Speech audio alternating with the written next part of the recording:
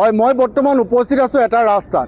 একে ৰাতিৰ ভিতৰতে নিৰ্মাণ কৰা এটা পথ, আৰু এই পথটোক লৈ বৰ্তমান চিন্তিত হৈ পৰিছে যোৰহাটৰ পৰ্বতীয়া গাঁৱৰ ৰাইজসকল। সকলো ৰাইজ ওলাই আহিছে আৰু একগোট হৈছে। আমি প্ৰথমে দেখুৱাম এটা পৰিৱেশ। এই ৰাস্তাটো এইদৰে আচলতে হাতেৰে তেওঁলোকে খান্দি দিব পৰা হৈছে। একে ৰাতিৰ ভিতৰত মনে মনে চোৰৰ দৰে আচলতে এটা পথ নিৰ্মাণ কৰি থৈ গৈছে, আৰু সেই পথ নিৰ্মাণ কৰি থৈ যোৱাৰ পিছত এই ৰাইজসকল ওলাই আহিছে। কাৰণ তেওঁলোকে, মই দেখুৱাম এটা পৰিৱেশ, এইদৰে আচলতে দাঙি দিয়াৰ লগে লগে চপৰে পথ এইদৰে ওলাই আহিছে। ৰাইজসকল উপস্থিত হৈছে ইয়াত, আৰু ইয়াত বিভাগীয় কৰ্তৃপক্ষ আহিছিল। কিন্তু যেতিয়া নিউজৰ লোক অহা দেখিলে, যেতিয়া সাংবাদিক ইয়াত অহা দেখিলে, তেতিয়া তেওঁ কিন্তু ইয়াৰ পৰা পলায়ন কৰিছে বুলি আমি জানিব পাৰিছোঁ।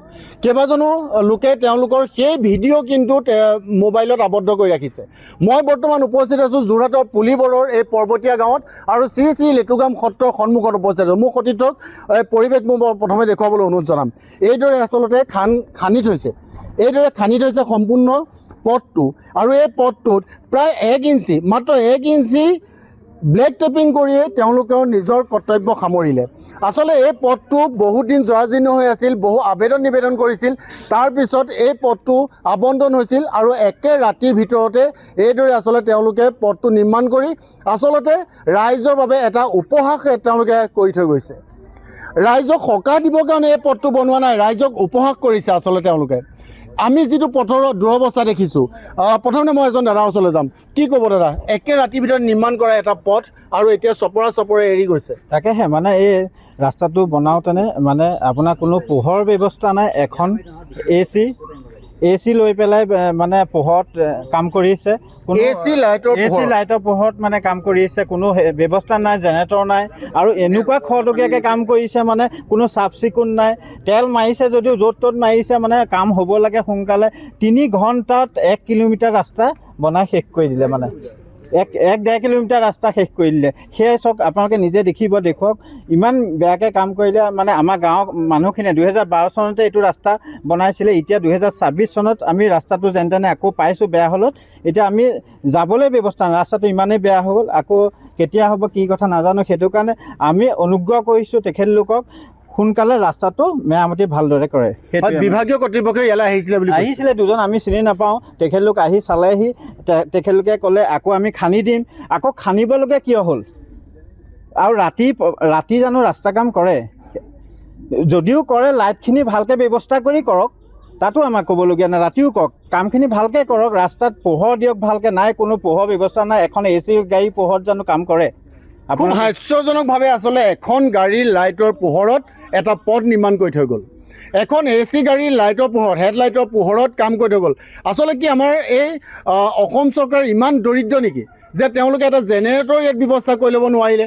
এই বিভাগীয় কৰ্তৃপক্ষে ইমান দৰিদ্ৰ নেকি যে তেওঁলোকে এটা জেনেৰেটৰ ব্যৱস্থা কৰি, পোহৰৰ ব্যৱস্থা কৰি ল'ব নোৱাৰিলে? খুব হাস্যপ্ৰদ আচলতে এটা ঘটনা। এয়া মই দেখুৱাম, এইদৰে আচলতে ৰাইজ ওলাই আহিছে। মই আৰু এজন দাদা আছে, মই তেখেতৰ পৰা জানিম, যদি অকণমান ওচৰলৈ আহে। দাদা, আপোনালোকে দেখুৱাইছে, হাতেৰে খান্দি আপোনালোকে ৰাস্তাটো দেখুৱাইছে, খুব এটা দুখ লগা পৰিৱেশ। কি ক'ব এই মুহূৰ্তত? এইটো কথা আচলতে ক'বলৈ, আমাৰ আচলতে এইখিনি মানুহ এইখিনি গোট খাবলগীয়া হোৱাটো এটা মানে দুৰ্ভাগ্যজনক কথা। এটা পথ 3 কিলোমিটাৰ পথ, এই পথটি অনুমোদন দিছিলে আমি জনামতে। কিমান টকাৰ আবণ্টন হৈছে? টকাটোৰ বিষয়ে এতিয়ালৈকে মই অৱগত নহয়। কেন্দ্ৰীয় ৰাজ্যিক মন্ত্ৰী পবিত্ৰ মাৰ্ঘেৰিটা দেৱে অনুমোদন জনাইছিলে এই পথটি 3 কিলোমিটাৰ দৈৰ্ঘ্যৰ। এইটো পৰ্বতীয়া গাঁও এইখন, আৰু এই পথটি আপোনাৰ অতি মানে সদাব্যস্ত। এই পথেৰে আপোনাৰ এখন স্কুল আছে, আমাৰ হাইস্কুল আছে, এটা লাইব্ৰেৰী আছে, পানী যোগান আঁচনি আছে, এখন সমবায় সমিতি আছে, আৰু বিশেষকৈ আমাৰ শোলমৰা, এইফালে এলেংমৰা, সেই কৃষি প্ৰধান অঞ্চলৰ মানে ব্যৱসায়ীসকল এই পথেৰেই আপোনাৰ নগৰলৈ অহা যোৱা কৰে। গতিকে খুবেই ব্যস্ততাপূৰ্ণ এটা মানে পথ। এই পথটি মানে আচলতে কোন ঠিকাদাৰে অনুমোদন লাভ কৰিছে সেইটোও জ্ঞাত নহয়। আৰু এক ৰাতিৰ ভিতৰতে 3 কিলোমিটাৰ পথৰ প্ৰায় 2 কিলোমিটাৰেই নিশাৰ ভাগতে নিৰ্মাণ কৰি তুলিলে, যিটো নেকি আপোনাৰ এজাক মানে অলপ ডাঙৰ বৰষুণো নহয়, কম বৰষুণতে আপোনাৰ ছটা এৰাই গৈছে। এই আপোনালোকে দেখিছে, যি বৰষুণ দিছে সেই বৰষুণতে বৰষুণৰ গছৰ টোপাল পৰি এৰ খাই গৈছে। গতিকে কামটো কিমান নিম্ন মানদণ্ডৰ হ'ব? এইটো আচলতে কণা হাঁহক যি পতান ধান দিয়া বুলি কয়, সেই পতান ধান দি থৈ কোনোবা ঠিকাদাৰে আমাক মানে আভুৱা ভাৰি গুচি যাব খুজিছে। এই ক্ষেত্ৰত আচলতে আমি চৰকাৰখনকো কিছু ক্ষেত্ৰত দোষাৰোপ কৰিব নোৱাৰোঁ। চৰকাৰে অনুমোদন দিছে, দিয়াৰ পিছত সেই বিভাগীয় ঠিকাদাৰে আচলতে জেনেৰেটৰ লৈ কৰিব লাগে নে কিবা পোহৰ লৈ কৰিব লাগে তেখেতসকলে হয়তো জানিব লাগিছিল। এতিয়া ময়ো বাৰু কালি প্ৰত্যক্ষ নহয়, এতিয়া প্ৰত্যক্ষদৰ্শীয়ে জনাইছে যে এখন AC গাড়ী পোহৰত এটা পথ নিৰ্মাণ কৰিছে। এই পথটিতে দেখিছে আপোনালোকে চকুৰে চতাচতে এৰাই গৈছে। এইটোৰ আপোনাৰ ম্যাদ কিমান হ'ব পাৰে? হয়তো এটা সপ্তাহৰ পিছত বা ইয়াতো আপোনাক কৈছে সদায় ব্যস্ত গাড়ী অহা যোৱা কৰিব, তাৰপিছতে পথটি বেয়া হৈ যাব। গতিকে আমি ৰাইজে যিহেতু ভুগিব লাগিব, তাৰ বাবে জগৰীয়া কোন হ'ব? যিজন ঠিকাদাৰৰ অকমন্যতা, তেখেতৰ মানে দুৰ্বলতাৰ কাৰণে আজি এই পথটি ইমান নিম্ন মানদণ্ডৰ হ'ল। তেখেতক আমাৰ ৰাইজৰ তৰফৰ পৰা তেখেতক ব্লেক লিষ্টেড কৰিব লাগে। আৰু যিখিনি কাম এতিয়া বৰ্তমানলৈকে হৈ গ'ল সেইসমূহ যাতে ৰাইজৰ চকুত ধূলি দি সেই বিলসমূহ সৰকাই পেলাই আমাক যাতে ৰাম ঠগন দি ইয়াৰ পৰা পলাই যাব নোৱাৰে তাৰ ব্যৱস্থা গ্ৰহণ কৰিবৰ কাৰণে আমি বিভাগীয় কৰ্তৃপক্ষৰ নামটো আমি নাজানো, কাকো আমি লগো পোৱা নাই তেনেকৈ। এতিয়া মানুহ বিভিন্ন আহি থাকে, কোনজন ঠিকাদাৰ কি কথা আমি এই বিষয়ে নাজানো। আমি ৱৰ্ক অৰ্ডাৰটোৰ বিষয়েও আমি নাজানো, ক'ত কিমান এষ্টিমেট দিছিলে কি কথা। গতিকে এতিয়া আমি এটাই দাবী, আমাৰ যেনেকৈ এষ্টিমেটত আছে খুব সুন্দৰভাৱে আমাৰ ৰাস্তাটো যাতে ৰাইজক উপহাৰ দিয়ে, সেইটো আমাৰ দাবী। হয়, খুব এটা আচলতে সদাব্যস্ত এটা ৰাস্তা, আৰু এই ৰাস্তাটো এনেকুৱা এটা অৱস্থা কৰি থৈ যোৱাত আচলতে সকলো উদ্বিগ্ন হৈ পৰিছে। এখন গাঁৱৰ উন্নয়নশীল এখন গাঁৱৰ বাবে প্ৰধানকৈ আচলতে এটা পথ উন্নয়ন কৰিব লাগিব, আৰু সেই উন্নয়ন কৰিবলৈ যাওঁতে আচলতে যি ধৰণে এই কামখিনি কৰি গৈছে সেয়া সঁচাকৈ আচলতে গৰিহণা পাত্ৰ। আমি স্বচক্ষে আচলতে যি দেখি পাইছোঁ আমি সেয়া আচলতে দৰ্শকসকলক দেখুৱাব বিচাৰিম।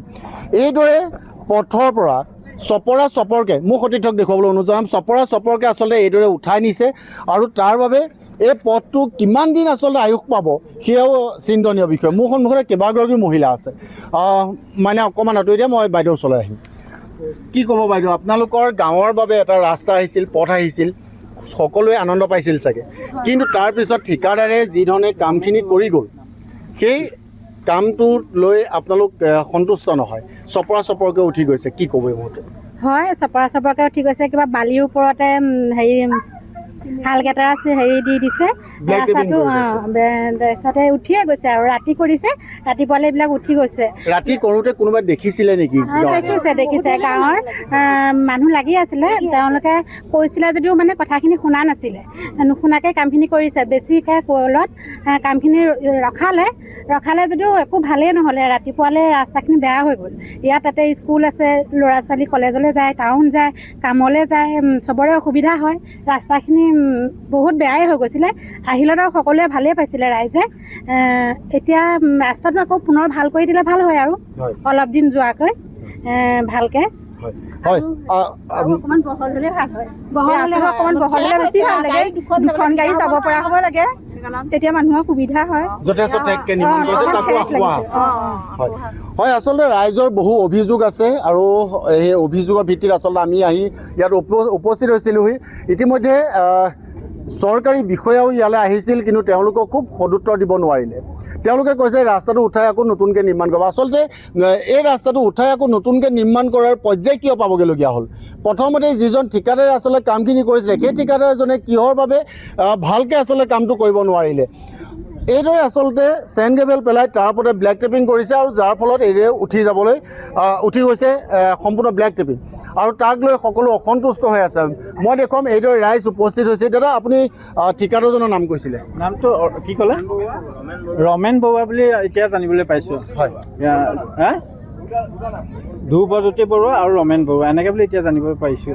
হয়, একেজন মানুহ। হয়, ধ্ৰুৱজ্যোতি বৰুৱা ওৰফে ৰমেন বৰুৱা, তেখেতে এই কামটো নিৰ্মাণ কৰিছিল, এই পথটো নিৰ্মাণ কৰিছিল, কিন্তু সম্পূৰ্ণভাৱে আঁসোৱাহপূৰ্ণভাৱে নিৰ্মাণ কৰিছিল। যথেষ্ট ঠেক আৰু ব্লেক টেপিং দি থৈ গৈছে। চেণ্ড গ্ৰেভেল পেলোৱাৰ পিছতে আচলতে এইলৈ ইঞ্জিনিয়াৰো আহি পেলাই আচলতে চাব লাগে কেনেকৈ আচলতে কামটো কৰিব লাগে। হয়তো তেওঁলোকে এই পথটোৰ প্ৰতি ইমান গুৰুত্ব প্ৰদান নকৰিলে।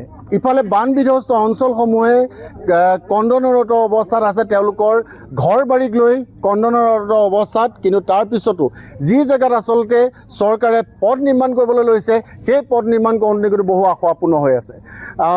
সম্পূৰ্ণ বিষয়টো আচলতে আমি বিভাগীয় কৰ্তৃপক্ষৰ প্ৰতি দেখুৱাবলৈ আমি যত্ন কৰিছোঁ যাতে এই পথটো সম্পূৰ্ণভাৱে শুদ্ধ ৰূপত নিৰ্মাণ কৰি পুনৰ এই ৰাইজসকলক সকাহ দিয়ে।